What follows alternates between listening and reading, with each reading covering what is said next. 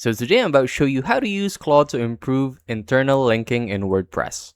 First, open Claude AI and make sure you linked it directly to your website.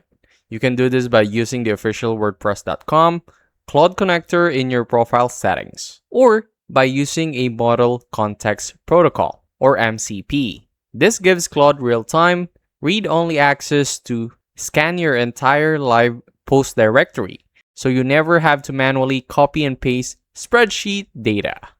Once connected, open a new chat window and activate your site connector. Paste the text on the new blog post you are currently drafting into the chat box. Instead of asking Claude to just find links, give it an advanced SEO mapping instruction. Type an execution prompt like scan my active WordPress post directly and my new article text. Identify 3 high authority, relevant existing blog posts that I can internally link to from this new post. For each recommendation, provide the exact target URL. Pro tip, you can also use Claude to pass link juice in the opposite direction by fixing orphan pages on your site. Drop a follow-up prompt into the chat bar like, now reverse the analysis.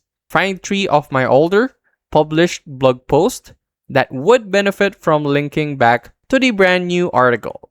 And that's it. That's how to use Claude to improve internal linking in WordPress. If this helped you out, make sure to like, subscribe for more quick tutorials like this, and comment down below what other topics you want me to break down next. I'll see you in the next one.